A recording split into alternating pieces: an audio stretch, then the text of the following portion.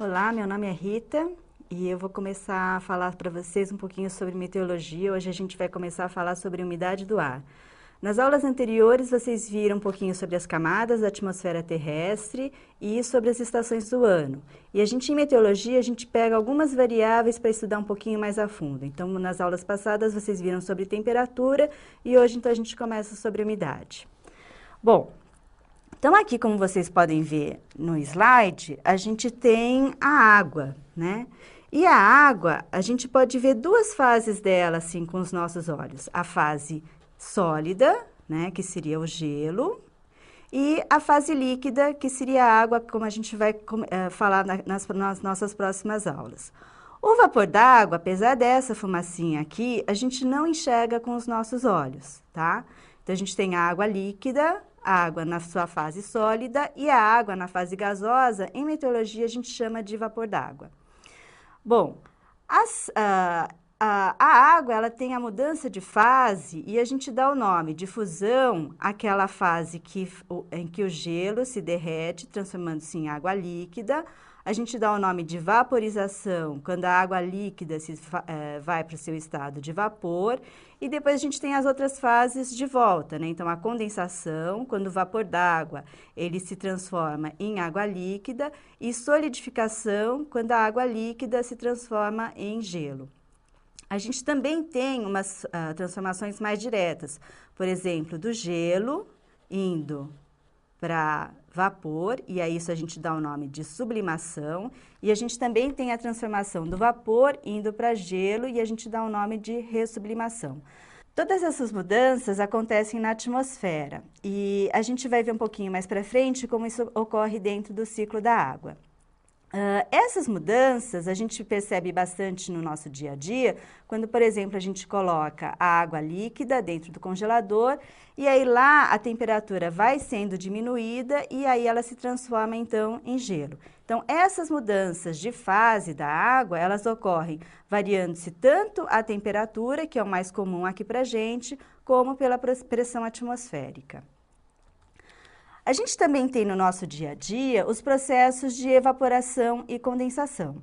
Então, aqui a gente tem aqui nesse desenho um copo com água e apesar da gente não conseguir ver, esses processos acontecem naturalmente.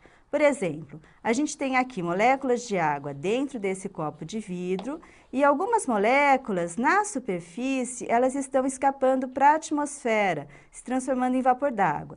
Esse processo dessas moléculas que estão na fase líquida indo para a atmosfera, a gente chama isso de evaporação. Da mesma forma, a gente também tem moléculas de vapor d'água, que estão aqui, essas bolinhas azuis aqui, que estão indo para a superfície de água.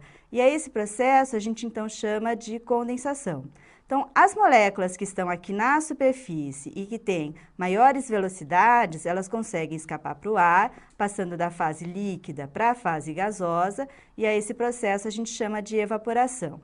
E, da mesma forma, então, essas moléculas de vapor d'água que estão na atmosfera, elas conseguem passar, colidem, né, com a superfície e mudam do estado gasoso indo para o estado líquido, e a isso a gente dá o nome de condensação. Esses dois processos acontecem naturalmente no nosso dia a dia, que é o que vocês conseguem ver quando, por exemplo, vocês lavam a roupa e aí vocês estendem lá no varal e na hora que a roupa está secando, então está ocorrendo o processo de evaporação, tá? Bom, além disso, a gente tem, então, a gente dá o nome de taxa de evaporação ao número de moléculas que evaporam no determinado período, ou seja, essas moléculas que estão aqui na forma de água e vão para a fase vapor, a gente dá o nome disso de taxa de evaporação.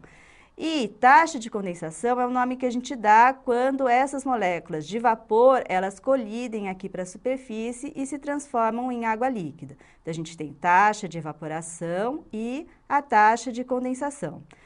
Numa atmosfera seca, que tem pouco vapor d'água na atmosfera, normalmente a taxa de evaporação ela é maior. Então, a gente tem muito mais moléculas indo da fase líquida para a fase gasosa numa atmosfera seca. Já quando a atmosfera está um pouco mais úmida, ou seja, ela tem mais vapor d'água, então a gente teria mais bolinhas azuis aqui, essa taxa de condensação acaba sendo maior. E é isso que explica, por exemplo, por que as roupas elas secam muito mais rapidamente numa atmosfera mais seca do que numa atmosfera mais úmida. Então, o que difere é essa quantidade de vapor que a gente tem na atmosfera. Às vezes, a gente consegue um estado de equilíbrio. O que é esse estado de equilíbrio? É quando a taxa de evaporação, ou seja, o número de moléculas que está saindo daqui da fase líquida para a fase vapor, é igual à taxa de condensação, ou seja, o número de moléculas que está vindo da fase vapor indo para a fase líquida. Quando a gente atinge esse tipo de equilíbrio, a gente dá o nome de saturação do ar, ou seja, o ar está saturado de vapor. Então, se uma molécula aqui sai da fase líquida para a fase vapor, uma outra molécula da fase vapor vai vir para a fase líquida. Então, a gente dá o nome para esse estado, para essa condição de saturação do ar. Normalmente, na atmosfera, esse estado de saturação, ele é obtido quando a gente diminui a temperatura do ar. Todas essas mudanças de fase da água, a gente vê naturalmente no nosso planeta. O planeta Terra é o único que tem as 3 fases da água concomitantemente. Então, a gente tem a fase líquida nos grandes corpos d'água, por exemplo, os mares, oceanos, lagos, né? Então, a gente tem a água na fase líquida. Essa água líquida com a radiação solar, né, que chega até ela fornecendo energia, essa água líquida ela consegue evaporar, então a gente tem o processo de evaporação. Esse vapor, ele sobe na atmosfera e ao subir na atmosfera, então a temperatura do ar ela vai diminuindo e com isso acontece então a condensação e é por isso que a gente então enxerga as nuvens. Como eu já falei para vocês, a gente não enxerga a fase vapor da água, a gente enxerga a fase líquida. Então, se a gente consegue enxergar as nuvens, é porque lá a gente tem gotinhas de água e não a água na sua fase vapor. Então, a gente tem a condensação da água aqui nas nuvens. Essas nuvens, elas podem ser transportadas para os continentes, né? É claro, uma parte das nuvens fica sobre o oceano, mas uma grande parte também vai para os continentes. E aí, lá nos continentes, ela pode precipitar, né? Chover, tanto na forma de chuva líquida, quanto na forma de neve, né? E nas geleiras, essa neve ela vai se acumulando. Nos continentes, quando existe, então, a precipitação na forma de água, então, uma parte ela é escoada, outra parte ela pode entrar mais no solo, podendo ser armazenada como água subterrânea. Se ela for escoada, então, aqui na superfície, ela pode, então, ser armazenada como água doce, formando os rios e os lagos. Esses rios e lagos também sofrem o processo de evaporação e aí o ciclo continua. Tá? Então, esse ciclo da água, ele mostra justamente todas essas mudanças de fase da água no nosso planeta. Bom, nós meteorologistas precisamos, então, quantificar a quantidade de vapor d'água na atmosfera. E a isso a gente dá o nome de umidade. Então, umidade é a quantidade de vapor d'água na atmosfera. Uma das formas da gente medir isso é através de uma coisa que a gente chama de umidade absoluta. Então, o que é umidade absoluta? Umidade absoluta é a massa de vapor d'água num determinado volume de ar. Então, aqui convém a gente inserir o conceito de parcela de ar. Então, o que é uma parcela de ar? É como se fosse mais ou menos uma bexiga, em que você tem uma quantidade considerável de ar, mas não pode ser muito grande, de tal forma que nessa bexiga, todas as propriedades dentro dela sejam uniformes, sejam constantes. Então, por exemplo, a gente tem aqui uma parcela de ar. Essa parcela de ar, ela pode ser expandida e a gente tem que ter sempre a mesma quantidade de massa dentro dessa parcela de ar. Então, por exemplo, nesse caso, a gente tinha uma bolha número 1 com 1 metro cúbico de ar. Nesse 1 metro cúbico de ar, a gente contém, por exemplo, 20 gramas de água. Então, nessa condição, a umidade absoluta é de 20 gramas por metro cúbico. Se por acaso essa parcela de ar sofrer expansão, o que vai acontecer? A massa dentro dela, então você tem que imaginar como se fosse uma bexiga, a massa dentro dela vai permanecer a mesma, ou seja, ela vai expandir, o volume vai aumentar para 2 metros cúbicos, mas a massa de vapor d'água vai continuar a mesma. Então, como a gente está definindo a umidade absoluta como sendo a massa de vapor d'água sobre o volume de ar, então vai ser 20 gramas em 2 metros cúbicos, e isso vai diminuir, então, a umidade absoluta para 10 gramas por metro cúbico. Como existe essa variação e esses processos de expansão das parcelas de ar são muito comuns na meteorologia, a gente normalmente não usa a umidade absoluta. A gente usa uma outra medida, que é a umidade específica, que é a massa de vapor d'água dividido pela massa de ar.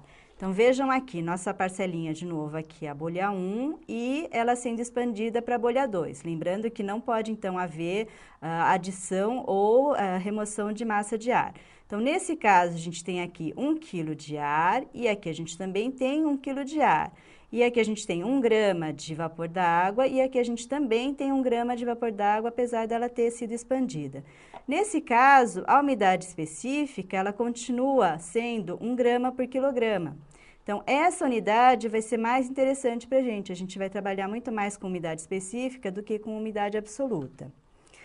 Uma outra unidade que a gente também, uma outra medida que a gente também usa é a pressão do vapor d'água.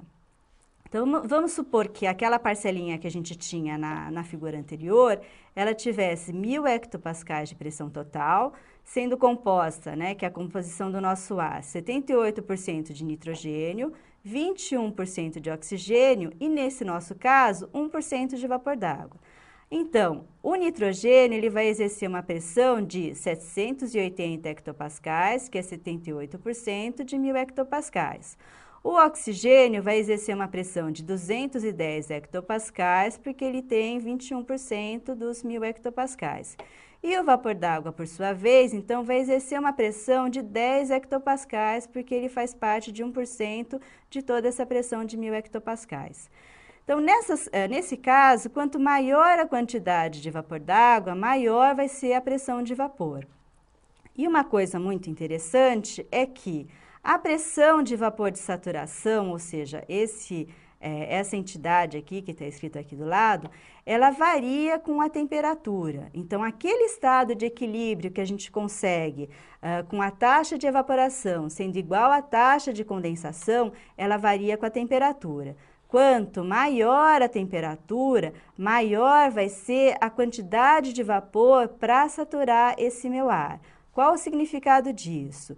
Quanto maior a temperatura, mais vapor eu vou precisar para atingir aquele estado de saturação, tá? Então, isso também é bastante importante e é interessante que vocês deem uma lida no texto para que vocês entendam direitinho o que significa isso. Então, a gente tem aqui a pressão de vapor de saturação aumentando com a temperatura, tá?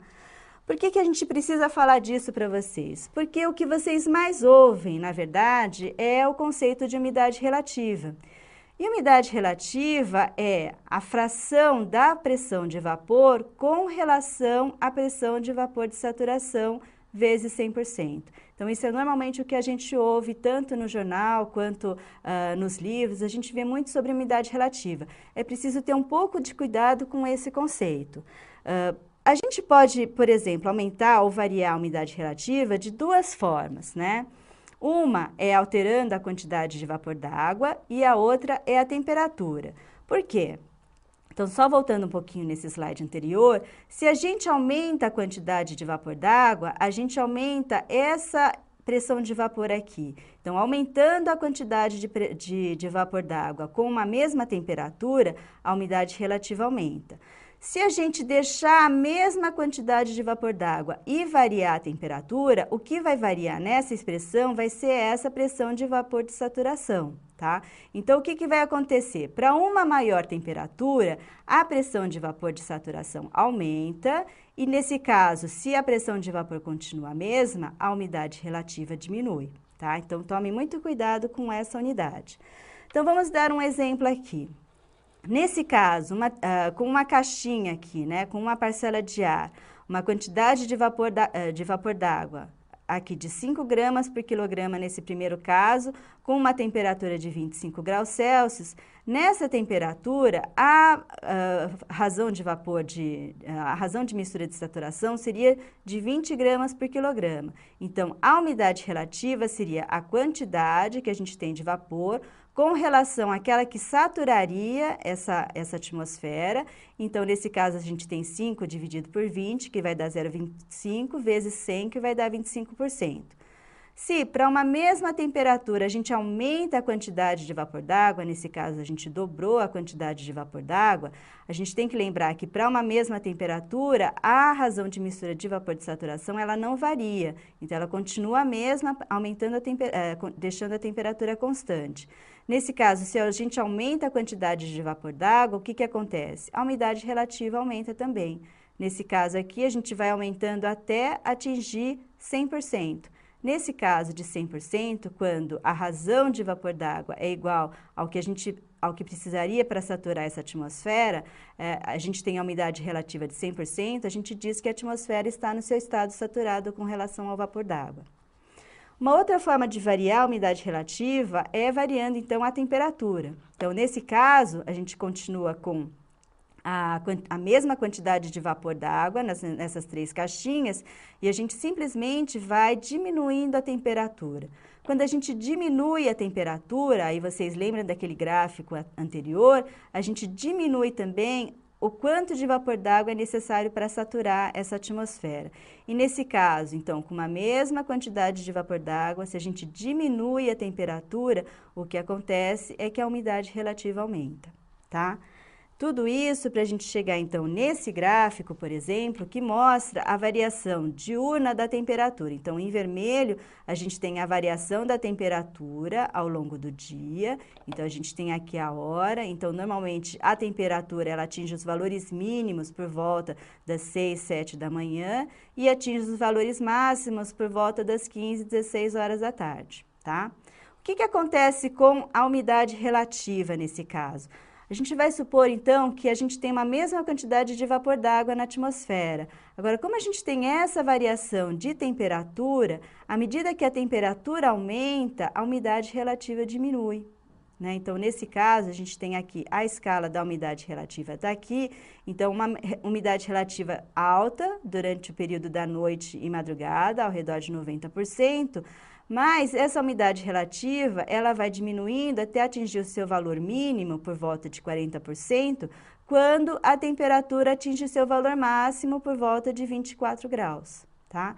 Então, quando a gente fala que a gente tem valores de umidade relativa muito baixos, ou seja, uma atmosfera muito seca, é preciso lembrar que esses valores de umidade relativa muito baixa acontecem à tarde. De noite e de madrugada, a umidade relativa, ela torna a aumentar, tá? Bom, uma outra unidade que a gente também usa é a temperatura do ponto de orvalho. Então, essa temperatura, ela é obtida ao se resfriar o ar até se atingir a saturação, mantendo a pressão e o conteúdo de vapor d'água constantes.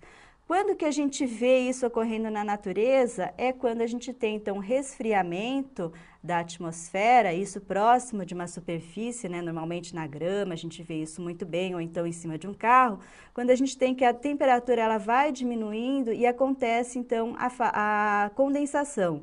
Ou seja, o vapor d'água ele vai indo para a sua fase líquida e é isso que a gente consegue enxergar de manhã, então, quando a gente vê o orvalho sobre a grama. Então, quanto maior a quantidade de vapor d'água, maior vai ser a temperatura do ponto de orvalho e vice-versa. Quanto menor a quantidade de vapor d'água, menor será a temperatura do ponto de orvalho. A gente também usa essa temperatura de ponto de orvalho para fazer uma estimativa da temperatura mínima do próximo dia. Então, a temperatura mínima, ela normalmente é baseada na quantidade de vapor que a gente tem na atmosfera. Se a gente tem uma temperatura de ponto orvalho baixa, a gente pode esperar uma temperatura mínima muito baixa também para a próxima madrugada, considerando também uma noite com ventos calmos, ou seja, ventos muito baixos, né, e com céu sem nuvens também.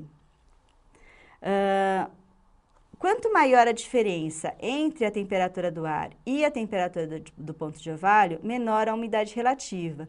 E quando a temperatura do ar é igual à temperatura do ponto de orvalho, a gente obtém o estado de saturação, ou seja, uma umidade relativa de 100%. Uma forma da gente medir a umidade é através de um psicrômetro. Então, esse psicrômetro, ele está aqui nessa figura, nessa fotografia aqui, ele consiste de dois termômetros exatamente iguais, tá? A única diferença é que aqui embaixo, nesse termômetro, em volta do bulbo dele, a gente coloca um tecido umedecido. E aí, aqui a gente tem um ventiladorzinho que faz com que a umidade desse tecido, ela consiga evaporar. E aí a gente faz então a leitura do bulbo seco, que seria esse aqui que não tem o tecido umedecido, e a leitura do bulbo úmido, que seria esse que tem o tecido umedecido aqui embaixo. Através da diferença dessas temperaturas, então, por exemplo, se eu leio na temperatura de bulbo seco 27 graus e a minha temperatura de bulbo úmido é de, por exemplo, 20 graus, a diferença entre a temperatura de bulbo seco, que é 27, menos a temperatura de bulbo úmido, que é 7 graus, que é 20 graus, a diferença, então, dá 7 graus. E a gente usa, então, essa tabela psicrométrica para fazer, então, para conseguir, então, qual que é a umidade relativa. Nesse caso, 27 graus de temperatura de bulbo seco, com 7 graus de diferença entre a temperatura de bulbo seco e a temperatura de bulbo úmido, e a gente tem, então, que para essa atmosfera, a umidade relativa é de 53%. Existem outras formas de saturação, de condensação, né? Então, ao se atingir a saturação, ocorre tanto a formação de gotas de água líquida quanto de cristais de gelo. Então, a condensação ou deposição pode ocorrer na atmosfera na forma de nevoeiro, neblina ou nuvem, ou pode acontecer em cima de uma superfície, na forma de orvalho ou geada quando a temperatura é abaixo de 0 graus Celsius. Então, eu espero que vocês façam agora os exercícios e até a próxima aula, quando a gente vai falar sobre estabilidade atmosférica. Obrigada.